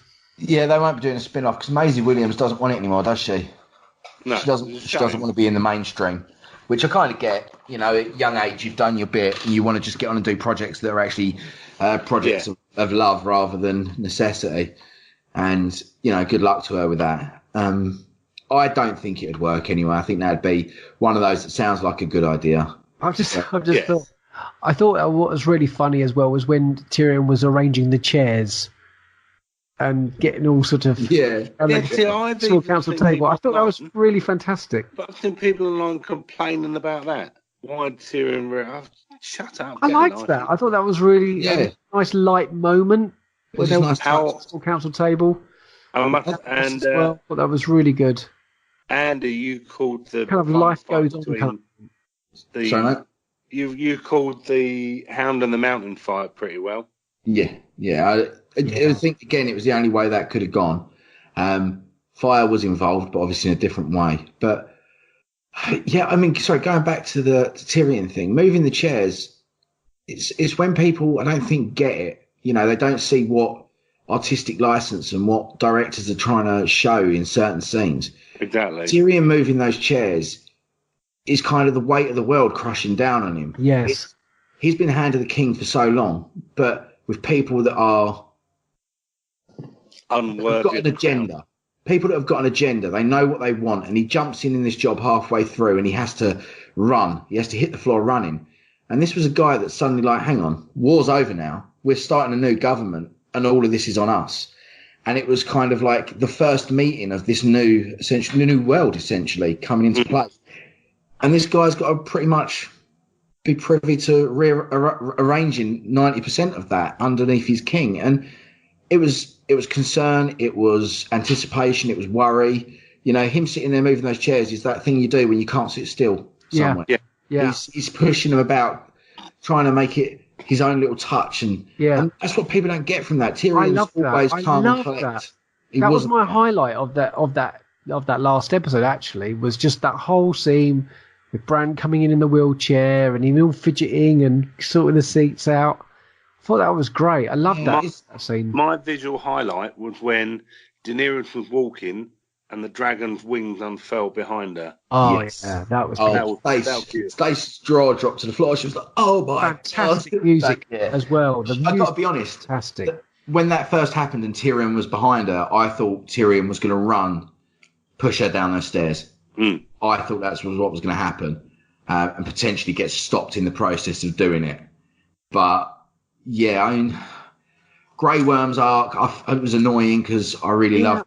But I thought that was a bit of a D-bag at the end. But I understand why Missandei got killed and he pledged everything to Daenerys, and that was all going wrong. And I think a little bit of him at the back of his head knew that it wasn't right. But he was having to fall to the... He still carried on slashing the guy's throat, though, didn't he? Yeah, I mean, I think he had to... It was almost Anakin-esque. He'd fallen too far at that point. Yeah, exactly. He everything he loved, he'd lost. Yeah, and at this point, the soldier inside him came out of, if I can't have what I want, then I'm going to destroy everything. And unfortunately, when you've got a mad ruler above you flying a dragon, that exponentially increases in it does, yeah. Emotion. So yeah, it was a shame for him. But then again, it's that unsuspected story writing. You know, we went in there expecting one thing and we got a million others. And that's George Martin for you, though, isn't it? And the it's not George and the directors. Benioff and Weiss, mate. Benioff and Weiss, yeah. He doesn't even, you know, it's not even historic now at this point. But yeah, I thought it was great. It was, again, it's one of those where I can sit there and rave about it because there is 1,000,001 other episodes of Game of Thrones that are much better than it. But to have I think it's a 4-point-something rating on IMDb now on Rotten Tomatoes, that episode, it's just nonsense. Absolute nonsense. It's idiots. People that, you know, that can't accept an artist doing what they do and they would have done it better. Well, then go and do it then. Well, I think people were expecting some kind of big, you know, last act finale, but you couldn't have that. You've got to wrap all of these story arcs up because, great. So if you'd have killed Daenerys in the last 5 minutes, what's happening with the world? Yeah, they need to fix that. Exactly, but they can do it with context and exposition anyway. But just little things, tiny things, like the one that got to me was when Brienne called Pod and she said Sir Pod. That's all she had to say, Sir Pod. Pod's been knighted. He's now a Knight of the Realm. Brilliant. Yeah. Don't need any more explanation than that. Pod has got what he wanted. He's gone from Squire to Knight by the end of this. We don't need to see a big story about that. We don't need to see it explained. She calls him Sir Pod. That's the end of it. Wicked. Yeah. That's one story arc. And equal footing. Yeah. And, you know, you get a lot of it through this episode of things just being tied up.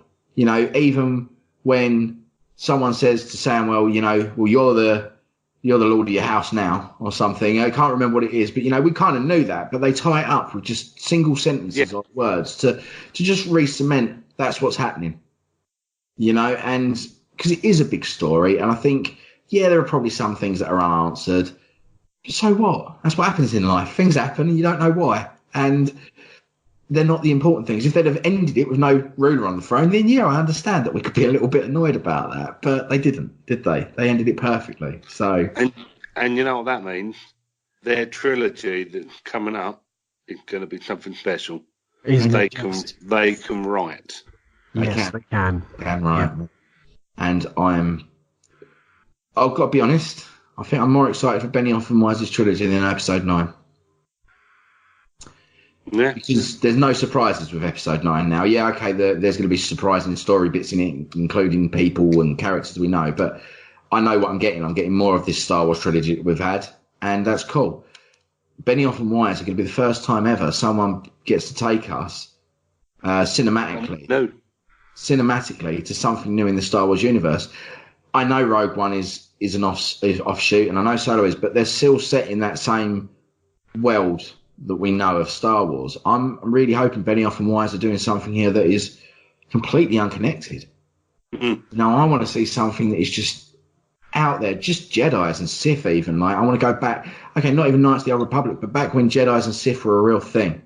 You know, when there was lightsaber fights galore here. I mean, I don't know if you've seen the video of the battle in the third or fourth episode, the Battle of Winterfell, where somebody's put lightsabers over the top of all the swords. Man, like if Benioff was make a Star Wars film like that, I'm down with it. I'll send you the link later. It's amazing. Yeah, the Night King, you know when he takes the dragon down and he gets out the staff, pulls it out, double-ended lightsaber, lobs it in the sky, and you've got John with his lightsaber. Arya's one where she's, you know, with the staff, she's got a double-ended lightsaber. It's amazing. And you just take that, you know, that sort of ethos of storytelling and that style of directing and stick lightsabers in it, you've got a great Star Wars movie, mate. You have indeed. Yeah. You have indeed. Well, I think we're all in agreement, actually, that final episode summed up this fantastic TV show beautifully, I think. Yeah. So, fantastic stuff. Some recommendations on Netflix for the forthcoming week. If you want to get into a little bit of movies, there is a British film that I've wanted to see for a while, and it hit Netflix this week, and it's called Redcon 1. It's a viral outbreak which produces a massive zombie influx. A group of commandos takes on life-threatening mission to save a scientist with a cure. Have you seen it, Jeremy? No, but I've looked on Netflix today, and every other thing that's on there Zombies. is zombie viral outbreak. And I think I'm zombied out. Oh, yeah. I started watching, what is it, Black Sunday or whatever. And I'm like, oh, look, more zombies. It does happen, mate. If it's not zombies, it's aliens that attack the planet. And Rim of the World, which is a Netflix original, is... I think you might quite like this as well. It's got a little bit of kind of... It looks like Stranger Things meets Independence Day. Yeah, meets... It's got the word Rim in it. Jeremy's all in. Yeah. But yeah, really, really cool looking. Did you, as a Tom Cruise fan, check out the film The Mummy? I saw it at the cinema. It didn't do very well, did it? That's because I've seen it at the cinema. I'm not surprised because it was really awful. Yes. I haven't seen it, but I know my dad is a very open-minded film goer. He's same taste as me. I like 90% of the movies I either recommend or he recommends we both enjoy. And he come out of that. He's a big Tom Cruise fan as well. Never, he enjoys most things he's in. Loves the Mummy films with Brendan Fraser. It's right up. He was like, I'm so down for this. And he said to me it was the only time in his life he's ever thought about leaving the cinema. Because it was that bad. Atrocious. Yeah. And it's such a letdown. Really is bad. Well, it killed the Dark Universe, didn't it? Yeah, straight off. Yeah. I mean, we had Wolfman, which was supposed to be retroactively popped into that with Benicio del Toro, which I was quite enjoyed. There was going to be a Frankenstein film, wasn't there, as well? Yeah, and Invisible Man with Russell Crowe. Was he Jekyll and Hyde, wasn't he? Sorry. And Jekyll and Hyde, The Mummy. I know all about it, but my dad was genuinely like, it was a really big disappointment. He was excited for it, and he just said it was really bad. And because of that, I don't usually take people's, views into consideration. But it's not just him. Everyone I know has said that film is bad. There's not one person who's got a good thing to say about it. It's a stinker. It's a stinger. And it's not Tom Cruise's fault. No. The whole film is terrible. No. Yeah, unfortunately. What is it about Warner Brothers having trouble making franchise movies? They seem to have a bit of a problem there, don't they? The Wandering Earth, which is a Chinese sci-fi spectacular, is pretty good. I have been checking out that film. I have to finish that off. Have you seen that flash up on your Netflix thread at all? I've added it to my list. I haven't watched it yet. It's definitely worth a look. I did check out a film called Kin, which I'd seen it on DVD and Blu-ray, and I'd heard it was quite a good kid finds alien weapon on Earth, helps his brother out, who's a bit of a bad boy, and I thought I might check that out. And actually, it wasn't bad. But I think the highlight of the new added stuff on Netflix has got to be Shaun of the Dead, hasn't it? I mean, that's a long time that's been coming onto Netflix. So, yeah, if you haven't seen Shaun of the Dead, why haven't you? Go and check out Shaun of the World, because it's awesome. You certainly need to. And if not, go and check it out again. Right, fellas. I think this week's episode was rather good, actually. I really enjoyed talking this last episode of Game of Thrones. Loved your quiz, mate. That was superb. Andy, any plans for the forthcoming week? In the world of Wales the weekend. After Wales. Very nice. Jeremy, what have you got coming up? We've got a bank holiday, haven't we, this weekend? So we've got a bank holiday. I'm at work at 6 o'clock, thanks. Okay. Well, if Godzilla's out, I'd quite like to watch that, and I'd quite like to try and watch Brightburn. Yes, absolutely, yeah, absolutely. That looks really, really good. And Brightburn, if you don't know what that is, it's a kind of like a dark take on superhero Superman. What if Superman wasn't good and was evil? I'm going to be doing quite a lot of reading, because I'm going to be getting into Secret Wars. I'm going to start with the original Secret Wars, which is the... You've told everyone now. On-stage stuff. And then I'm going to be reading the second lot of Secret Wars, and I'm going to be getting into the last and most recent lot of Marvel's Secret Wars. I've got a lot of reading to do, because there is obviously potential Marvel stories coming from those books, so I want to get myself tucked into that. I'm looking forward to that. Audible have got 2 for the price of 1 at the moment. So I'm going to get a couple new books. I would like to listen to the Alien stuff that's on there. I'll send you one. I've got. Please do. Yes. Yeah. Thank you very much. All right, fellas. Great episode this week. Thanks everybody for your contributions last week towards our... Man, we didn't play Rick's. It was absolutely brilliant. We will be playing, if you haven't already heard, Rick's MP3, which was rather amazing. Hang on, I'll find it. It's right here. Where is he? Yeah, well done, Rick. No, Rick sent us a message, and he did sort of say to me, he said, really sorry, he never got it to us. He recorded it, but forgot to actually send it. So Rick sent us this lovely message as well for our 1-year anniversary. Hang on. I'm just going to... Hello, Retro Inc., Andy, Adam, and Jeremy. This is Rick in beautiful sunny Chicago, Illinois, USA. Just wanted to send in a little message of congratulations and happy anniversary, first anniversary on your wonderful podcast. You know, I've been listening since probably somewhere in the single digits, and everything that you guys have brought up on your show week after week has been a lot of fun and a trip down memory lane for me, thinking about old movies and TV shows and just pop culture in general. I enjoy the banter that you guys have. And you've kind of given me a little bit of insight into some UK culture, you know, things about candies and foods and stuff that we just didn't have here in the States. And kind of give me a glimpse of what life was like, you know, in the late 70s and the 80s and a little bit into the 90s, because my perception being an American of UK life came out of madness videos that I saw on MTV. Everybody lived in our house, as far as I'm concerned, row houses and stuff. Trousers. But I kid. But no, seriously, you guys always provide me with a lot of fun and some good laughs. And your quizzes lately have been challenging, to say the least. I know I like to play along. And without you guys, I wouldn't have my awesome Blue Harvest shirt that I won from you guys a few months ago. So thank you for that. And I'll leave you to it. Here's to many, many more years of the Retro Wing podcast. So I say cheers. May the force be with you. It's your boy Rick, Knight of the Commonwealth. Cheers, Rick Villanueva. That was absolutely wicked. Knight of the Commonwealth. and Retro Inc. patron. And his actual message said, "For what it's worth, here's the message I recorded but somehow didn't send. Rick, it's worth a lot, mate. It doesn't, late or not, it means everything to have people like you on board, actually, mate. So thank you." Absolutely. Yeah. That was sick.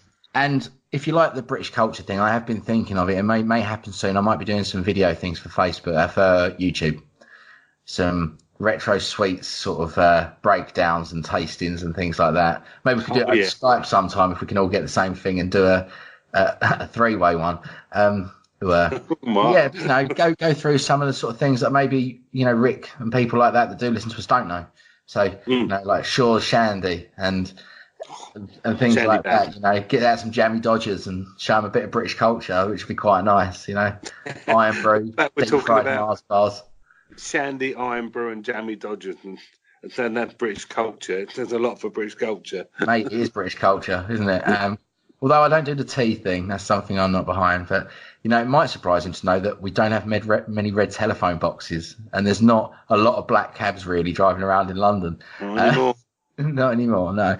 But, so them sort of things I do want to kind of bring to us at some point. Do start some video bits online as soon as I get a new laptop and this one doesn't die on me for doing anything more than open 2 tabs on the Internet Explorer. But, thanks, Rick. Thank you very much.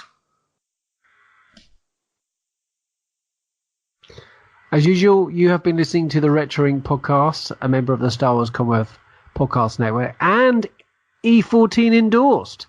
So you can go and check out more from the Commonwealth at Star Wars Commonwealth. We've got to sort this out. Commonwealth, and E14 endorsed patron. We're going to be doing half a show on just that soon. So you've got to wrap this up into a nice little bow. We have indeed.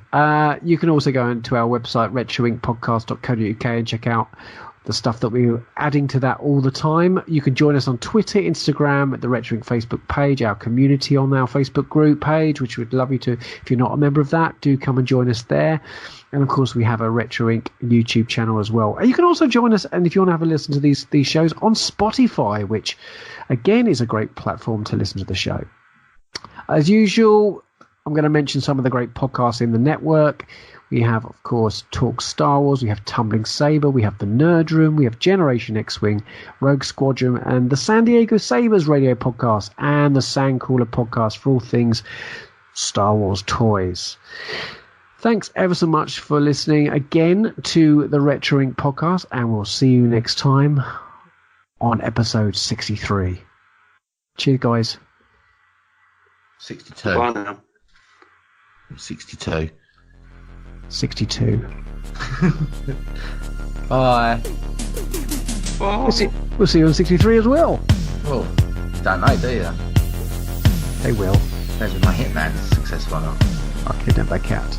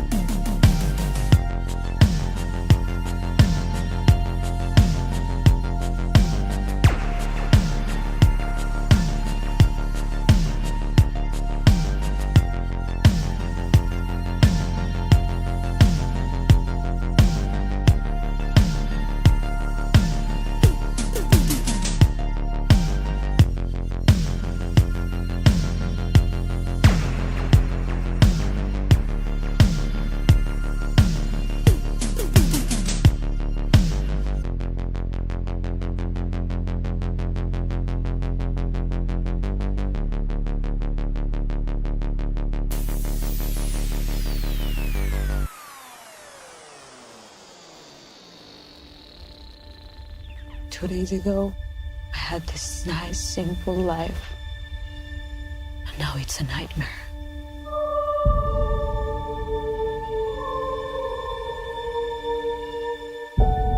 If travel is searching and home has been found, I'm not stopping.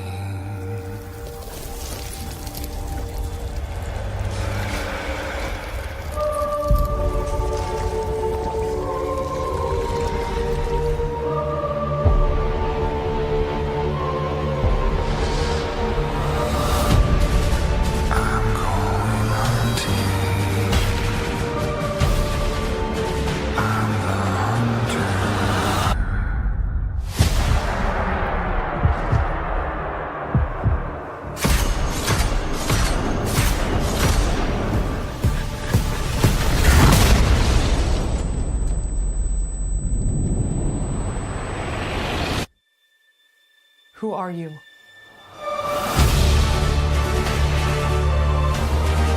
My name is Sarah Connor. Never seen one like you before. Almost human.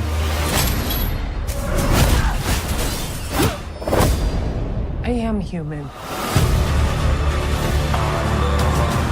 Why do you care what happens to her? Because I was her.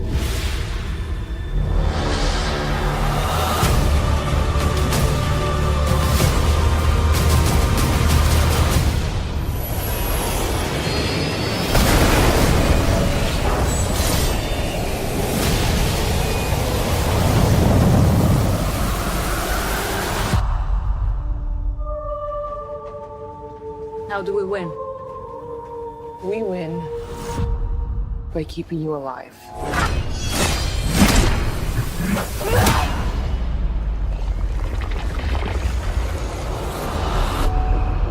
I'm going hunting.